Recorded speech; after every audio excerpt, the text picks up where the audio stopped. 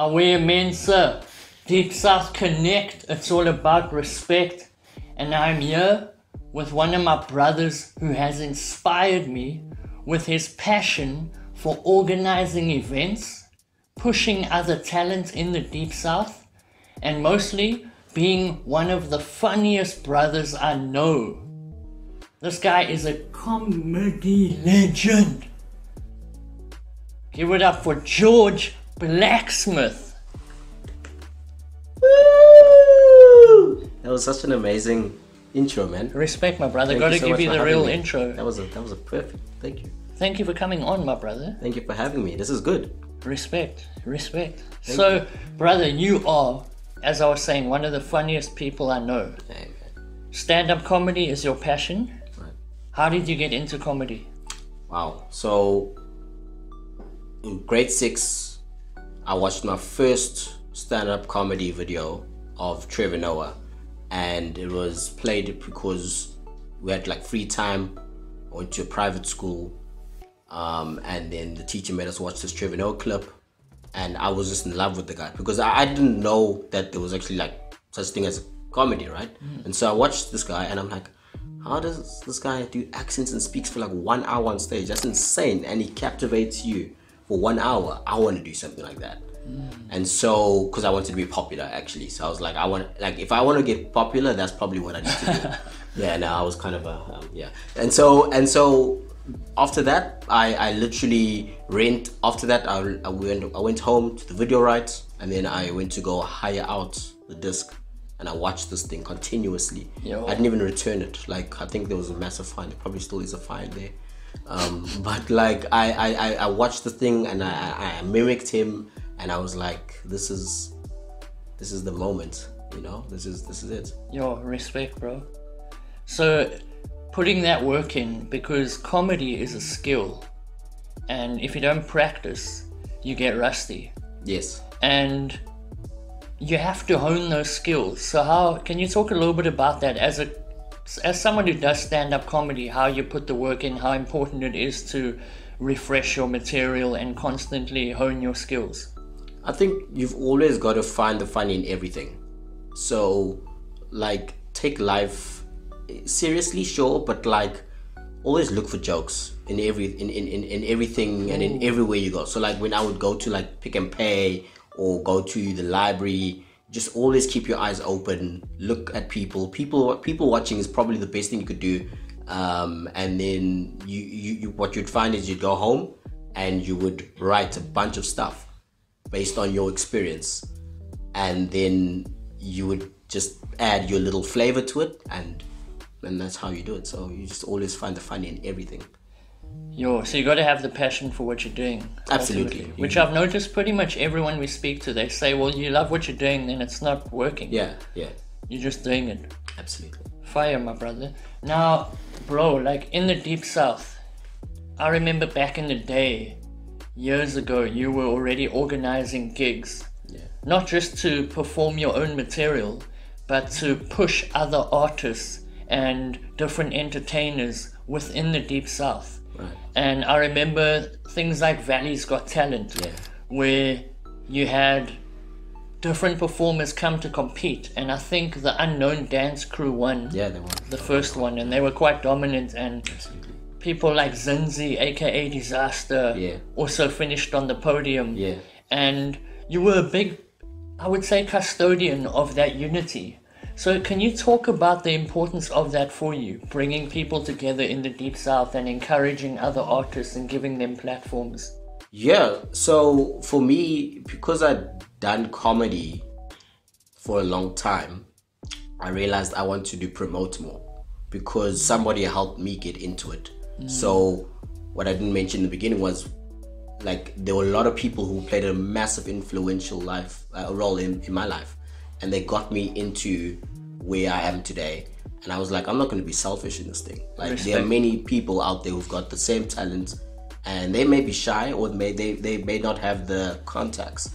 And so I had the contacts and I had the confidence, and I was like, let's get people from the Deep South to get out there. You know, there's so much talent here, crazy talent, and I don't think there's not a lot of recognition for it. So respect to you for making the contribution and providing more platforms for that talent to shine.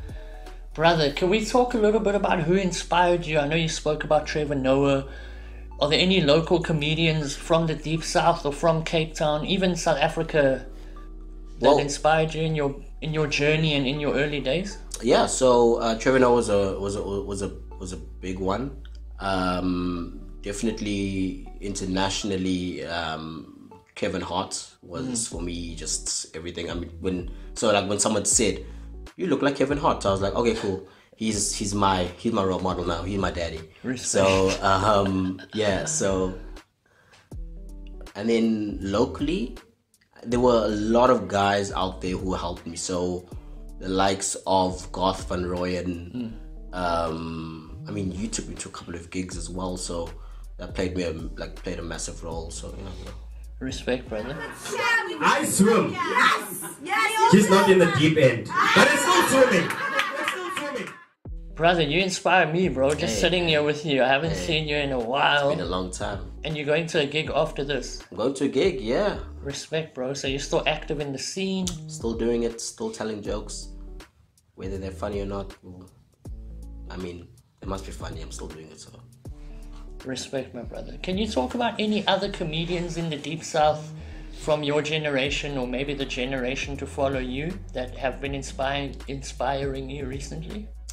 The ones, what do you mean? Like any comedians in the Deep South, is there a scene? Talk about the comedy scene in the Deep South. In the Deep South, you know, it's quite difficult. I mean, you know, there is your Rob van Vuuren, who, you know, is from Fish Hoek, but I mean, you're up and coming. There's not many guys out there. So it's quite difficult. It's always been difficult trying to set up gigs in the Deep South. You've always had to get people from Cape Town or that side of the world to come over the mountain. But otherwise, I'm still trying, I suppose. Yes. We'll see. I'm pretty sure there are some funny guys out there, you know.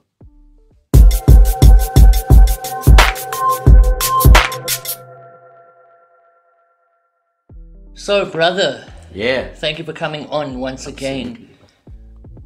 Tell us how you got started in comedy, my brother. For sure. So, grade 7, I went on a camp. I was gonna do rapping at the time because I wrote lyrics and I was gonna write and I was gonna rap, and went on a grade 7 camp with my mates, and there was a talent show on the second last day, and they said, "Okay, George, you're gonna rap," and I was like, "I'm gonna do it." And I had my little book, a blue book, and I wrote my lyrics. I'm practicing, and my girlfriend at the time pulls me aside and says, "I dare you to tell jokes." So she had obviously seen comedy before, I hadn't, and so she was like, "I dare you to tell jokes," and I was like, "Okay, I'll try that." And no one knew that I was gonna tell jokes. Everyone assumed I was gonna rap. So I went up there and SOS camp, grade 7, and I told some jokes and people just laughed. I literally just made fun of myself and I got away with it. I mean, obviously I'd watched Trevor Noah before, so I got an understanding of how to do the thing, but it was great. And so when I saw the teachers laugh, I knew that, okay, this is the thing. Respect. This is my gig. Respect. And you were in grade 7? I was in grade 7. So now, coming to the future, if you look at the scene today in the Deep South, you said there's not really much of a comedy scene for the up-and-comers. What is that due to a lack of facilities, a lack of interest? How can we support the comedy scene in the Deep South? Man, that's a good question. I'm gonna have to brainstorm that question. But Respect, take your time. No, absolutely. That's a brilliant. You know what? There are a lot of venues. There are a lot. I mean, for example, case in point, the gig I'm performing at tonight, Bush Pub. I literally just had an idea where I would just go there and ask them if I can do comedy and see what they say, and they said yes. And so I think it's literally a case of asking. Respect. And the difficulty will be finding the comics in the Deep South. I do think that it's difficult. I've been doing it for a while, so it's quite hard to find comics in the Deep South. Okay. So if there are any comedians out there and you want to link to George, we can connect them to you. Just hit us up. Well, we'll put your details if that's cool. You got a Facebook page, Instagram. We can plug all that in the bottom so people can, if you're in the Deep South, you're interested in comedy, whether you just want to support it or want to get involved as a performer, that's the man to speak to, correct? Absolutely. Bless it. And if you don't even believe in yourself, but you think you are able to, you've seen comedy, you've seen a clip once or whatever it is, and you think, you know what, I want to try this thing, then also that applies to you. So respect, brother. Yeah. Thank you for being a custodian and also sharing the platform and trying to grow the platform, not just pushing yourself, but looking after the up and comers and like trying to, grow your scene. Sure. That is fire, my brother. Amen. If you think about legendary moments in your career, shows you've done, what are some of your highlights? Wow. So, one of the biggest highlights for me was when I went to Joburg. That was a dream come true because I'd never flown in anywhere. Is it flown? It is flown. I think it's flown, yeah. Sure. So I've never flown anywhere, man. And so when I got to Joburg, I was actually at a mate's house, and the plan wasn't to do comedy. The plan was just to go visit my mate. And I was like, you know what?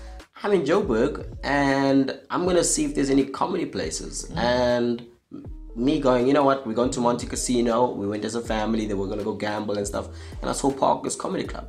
And I was like, wow, Parker's, I know Parker's. I see them on TV and on Comedy Central and stuff. And so I went to the lady. She was coming out and I said, hi, I'm a comedian. I'm from Cape Town. I wanted to find out if I can perform.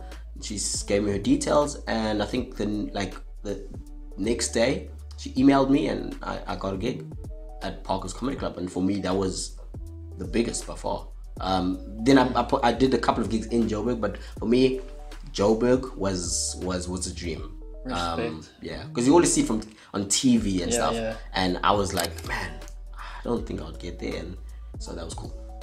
Fire, my brother. Yeah.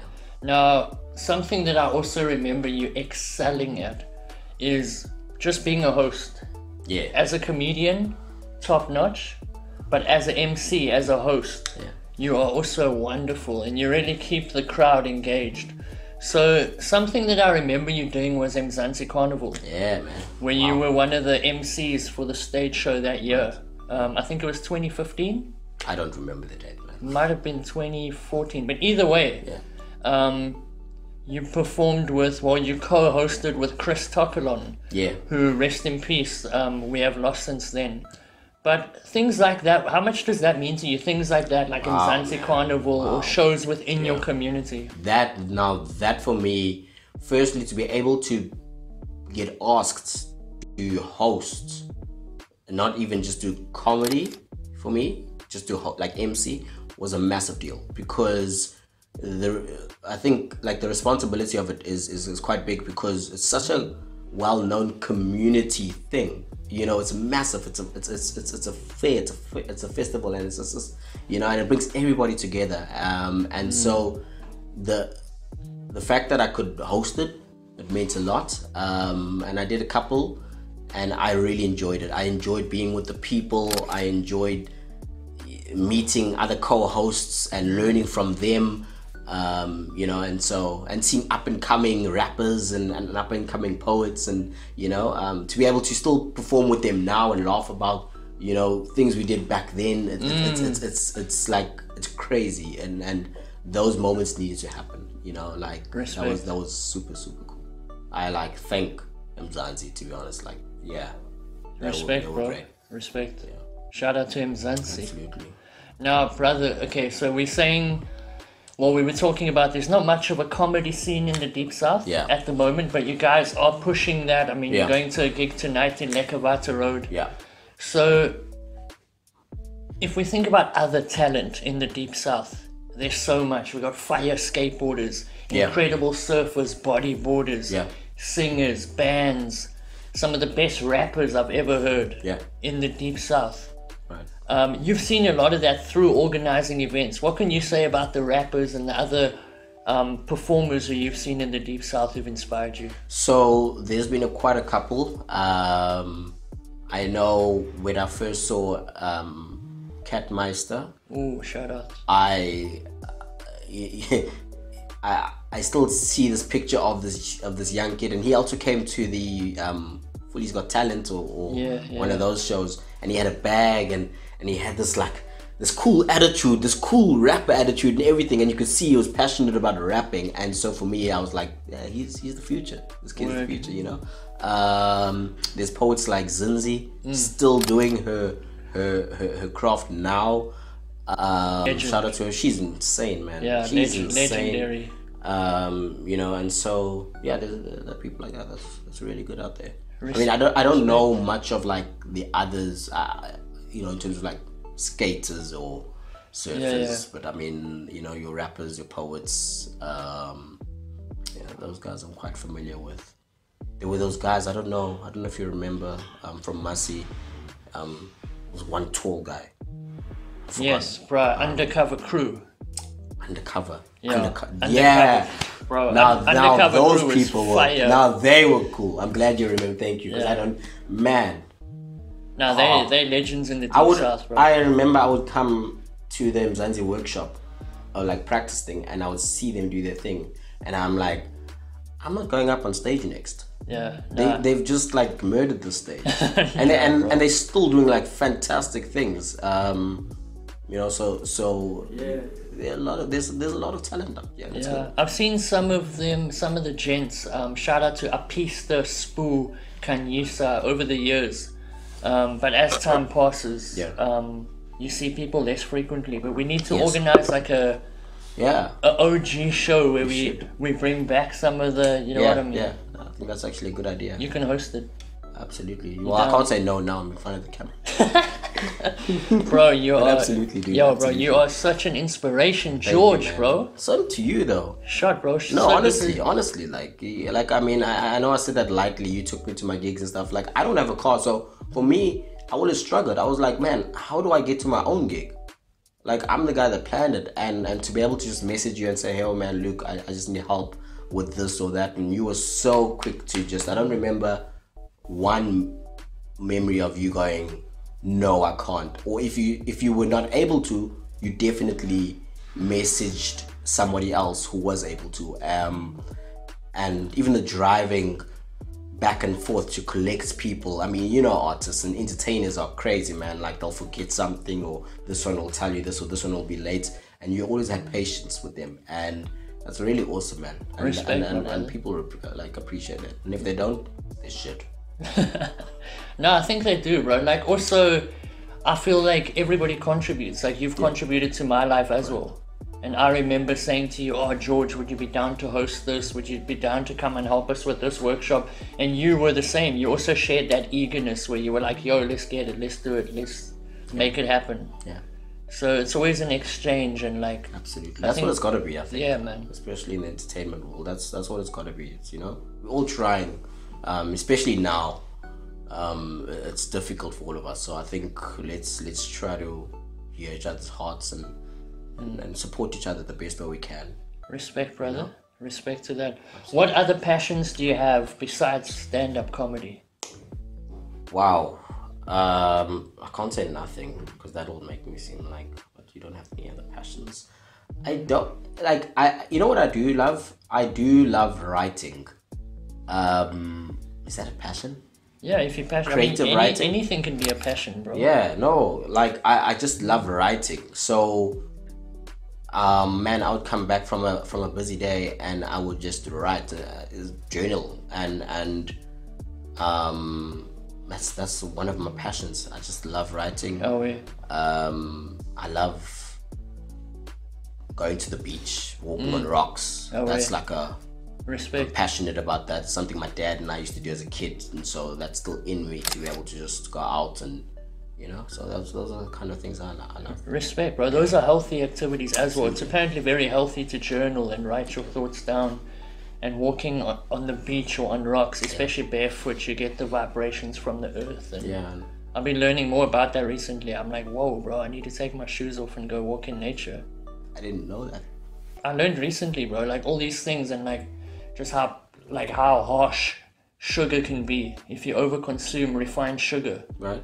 And just these small things that we're not really like, well, I wouldn't say we as a whole, but I feel like a lot of people in my generation, we weren't really taught by our parents, like, don't put so much sugar on your cereal that already is made of sugar. Do you know what I mean? Like, drink more water, eat a bit less, move a bit more.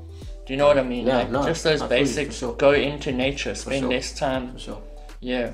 But bro, I want to talk to you a little bit about football, because you are a talented footballer. I remember playing one game with you and you were like, yo, bro, you were killing it. Oh yeah, no, that's because I invited this girl from Australia and I had to impress her. So I was like, she left halfway, which was, and I still didn't know why, but you know, like, what? Huh? No, yo, bro, you're lucky, man. No, it's what, your birthday? Yeah, that was great, man. I enjoyed that. You were one of the best players, bro. I love soccer. Oh man. Do you still support Barcelona? You know, everyone's literally like, whoa, what you gonna say now? You know what? I'm sorry, I don't. I'm a Sorry guys, interview's finished. You are a die-hard fan. I appreciate you. I commend you. Respect. I'm sorry. I think I've always just been a Messi, Iniesta, Xavi fan. I've been a very individual fan. So for me, I'm sorry. But I don't support PSG. I like Messi. Okay. So yeah, that's the thing. Messi's the you know, I greatest, don't like Barcelona. Okay, really? I always thought so. You were more a fan of those players. Than the club generation. and the whole thing. I was just like, I loved, you know. Okay, see, I love the club because of the culture in the city. I've never been there, but when we were skateboarders, Barcelona was like the street skateboarding capital of the world. So then when I got into football, it was just natural, like Barcelona. Yes. Because at the skate park, people used to argue. And you know, in South Africa, everybody supports an English club. Yes, that's true. Talk about some funny arguments you've seen at comedy gigs, because I know people sometimes drinking, it's a funny vibe. You have to sometimes break up things in the crowd. People heckle you. Talk about some of the hectic energy that goes down. Wow. So I was performing in Grassy Park at a night market, and this was in December time, and so there were stalls around, and I made a joke, a colored joke. And at the time, I don't know what I was thinking. And I made it about, I referenced, like, you know, I'm trying to remember now, this lifeguard, if he had been colored and he had to do like CPR, before he had to do CPR, he'd have to take out his teeth and then do CPR. They didn't like that at all. And so someone threw a milli at me, on the stage. For real, eh? Threw a full-on milli. Yo. The MC told me, yo, can you just come off stage? That was one incident. Other than that, I've had people like heckle me, but I think I'm actually quite good with it.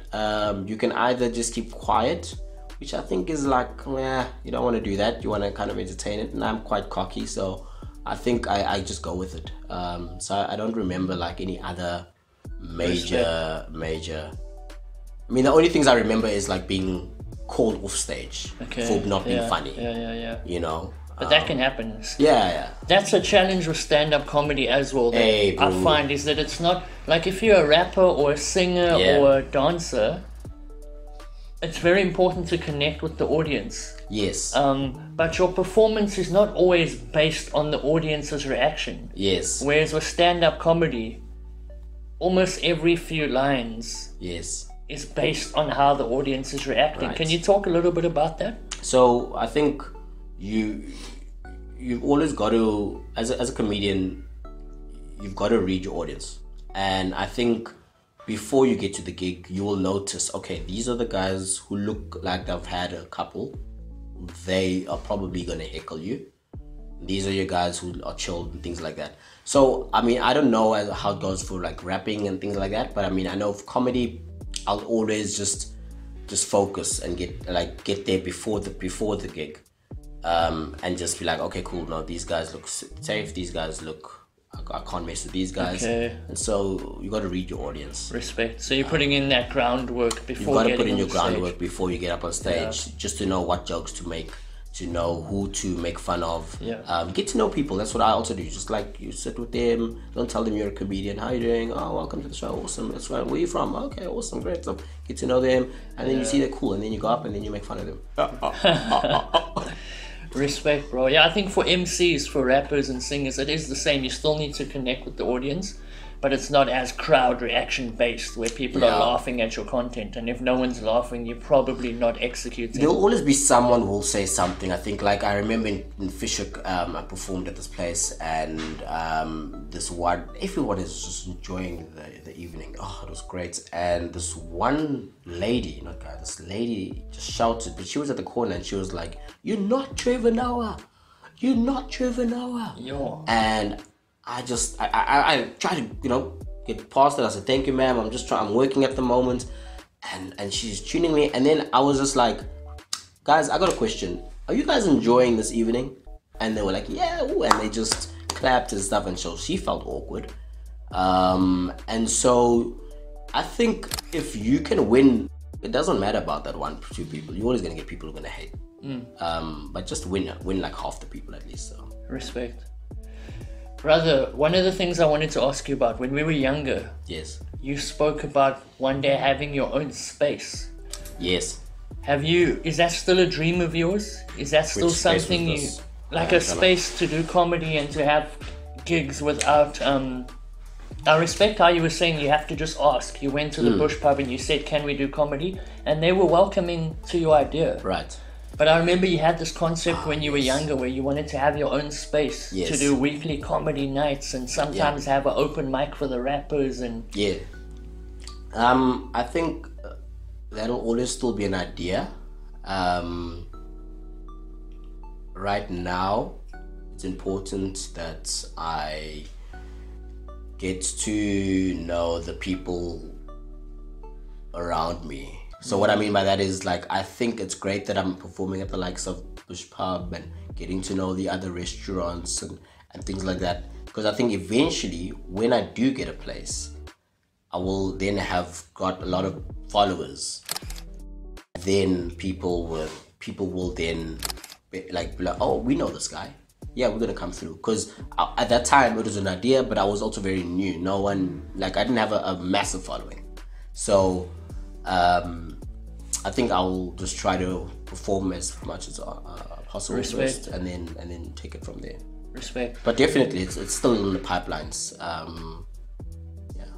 Okay, and may I ask, how has the digital age changed comedy for you? Because when you were younger, the digital age was already in effect. Yeah. But obviously, as time goes on, the online platforms change, more people start to use different platforms. Much more of society is online now than when you started. Yeah. How do you see that?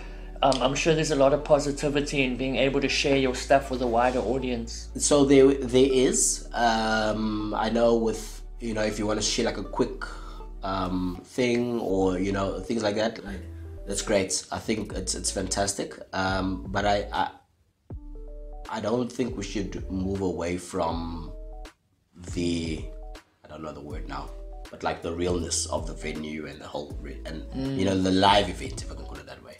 Yeah. Respect to that. But I do appreciate the digital, and I do appreciate you can reach so many more people as well, but still keep the basics. I mean, that was there in the beginning, and yeah, there's a lot of history there. Yeah. You don't want to lose that, Respect to that, my brother. I fully agree with that. We need to keep that live element going. Keep the fundamentals, bro. Yes, for sure. Yeah, I was talking to Ace the Tong recently, one of the best rappers from Ocean View, and he was saying the importance of freestyling as an MC, and that's a fundamental that's part of the culture that needs to still exist going forward, even if other components change. Yeah. Yeah, brother, yo. So, bro, what are your future plans for the next, over the near future? Where do you see George Blacksmith? I know you said you want to perform a lot. Yeah, man. I'm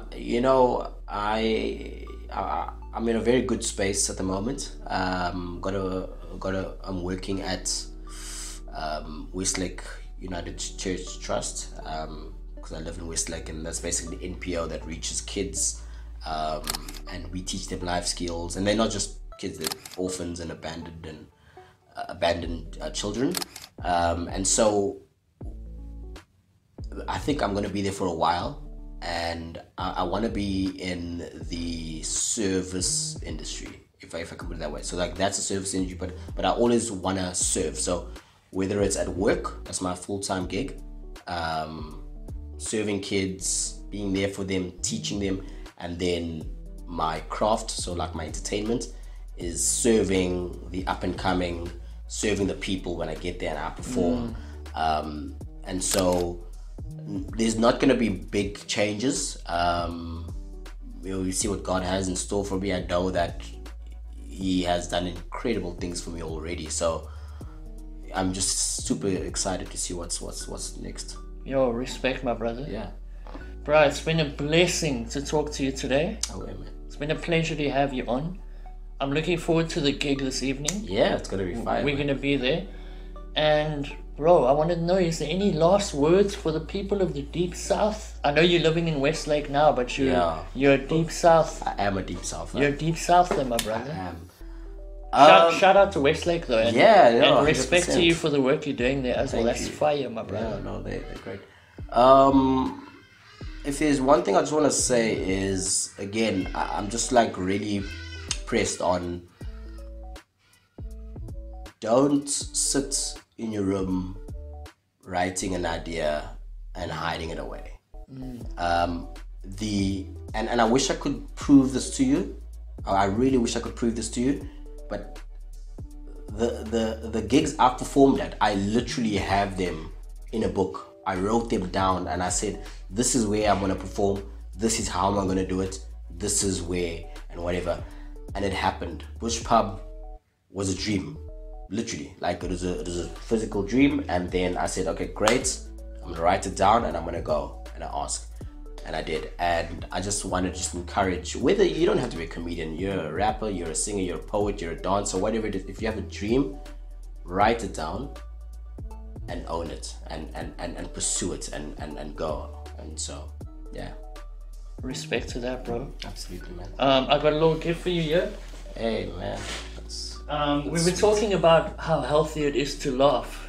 Yes. Laughter is the best medicine. Wow. Official Reader's Digest. It's out of print, but I thought it would be fire for you to have on your bookshelf there.